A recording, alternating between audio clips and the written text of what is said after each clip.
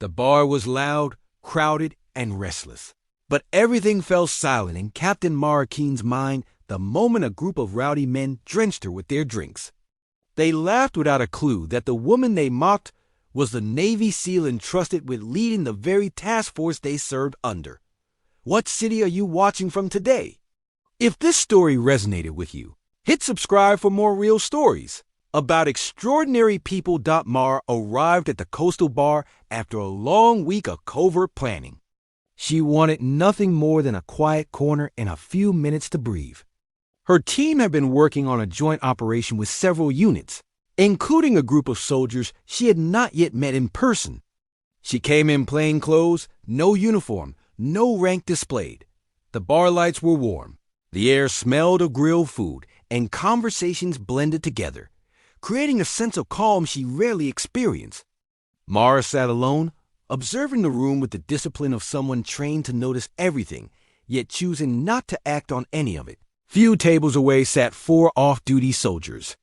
They recognized each other from training camps and missions, but had no idea that their future commanding officer was standing only a few steps from them. The quiet atmosphere shifted when one of the men slammed his glass on the counter and pointed at her. His name was Larson, known for loud confidence and a tendency to see women as easy targets for jokes. He nudged his friends and smirked. "Check out the quiet girl. Bet she can't handle a real night out." Mara ignored them at first. She kept her breath steady and her focus on a worn menu, reminding herself that staying calm was a choice she had mastered long ago. The men approached her table. Another one, Harlow, leaned forward. "You lost or something?" "This section is for people who can hang with real soldiers." Mara kept her voice even. "I'm right where I need to be." Larson laughed. "You look like you belong at a desk." "Not here with fighters." She gave no reaction. Years of discipline had taught her that silence could be more powerful than any retort. But Larson was determined to provoke her.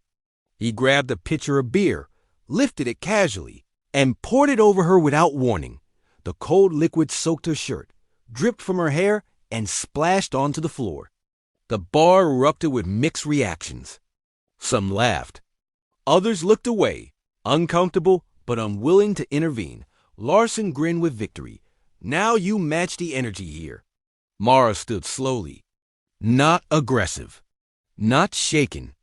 "Only focus. You should step back," Harlow scoffed. "Or what?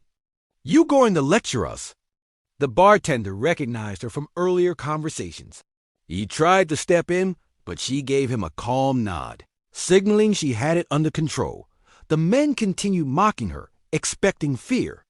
What they saw instead was a woman measuring distances, analyzing positions, and preparing decisions with the precision of a trained leader. The bar doors opened. A cluster of high-ranking officers stepped in, including Commander Reddick, the man overseeing the operation Mara had been assigned to lead. His eyes landed on her first and widened with shock. "Captain Keene, we have been looking for you." The room froze. Larson's laughter stopped mid-breath. Harlow stepped back, confused. Commander Reddick walked straight to Mara. "Your briefing with the task force is in an hour. The entire unit is waiting for you." Every soldier in the bar stared. Mara's soaked shirt, her calm posture, and the commander's words created a moment none of them could escape. Larson swallowed hard. "You are Captain Keene." "Yes." Commander Reddick turned sharply toward the men. "These 4 are under your leadership. They will be reporting to you for the upcoming mission. If there is a problem, I will handle it immediately." Mara raised a hand gently. "No need. They will adjust." The men stood speechless. Suddenly, all the arrogance drained from their expressions. The woman they mocked, soaked, and dismissed was the one they were required to follow into dangerous terrain. Larson whispered an apology. "I did not know." Mara met his eyes with unwavering steadiness. "You never know who you are disrespecting when your judgment comes from ignorance." The incident traveled through the base by morning. Mara did not share the story, but the soldiers who witnessed it repeated it without embellishment. They described her calm strength, her refusal to escalate the situation, and the dignity she held even when humiliated.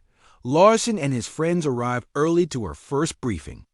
They stood straight, attentive, and silent. They understood the lesson she never verbally delivered. Respect is not earned through force. It is earned through character, restraint, and the humility to treat everyone like they matter. Under Mara's leadership, the task force transformed. She pushed them, trained them, mentored them, and showed them that greatness comes from recognizing the strength in others, not mocking it. When the mission began weeks later, the same men who drenched her at the bar moved with discipline and trust. Larson even approached her before deployment. "Ma'am, thank you for leading us. I will not waste this chance to be better." Mara nodded. Double quotes, "We grow when we choose to. Make it count." Her story became a quiet reminder across the unit. Power is not loud. Authority is not rooted in pride. True leadership is found in composure and the confidence to stand firm without striking back. What did this story make you feel? Where are you watching from? Subscribe to Soul Relief Stories for more real stories that heal the heart.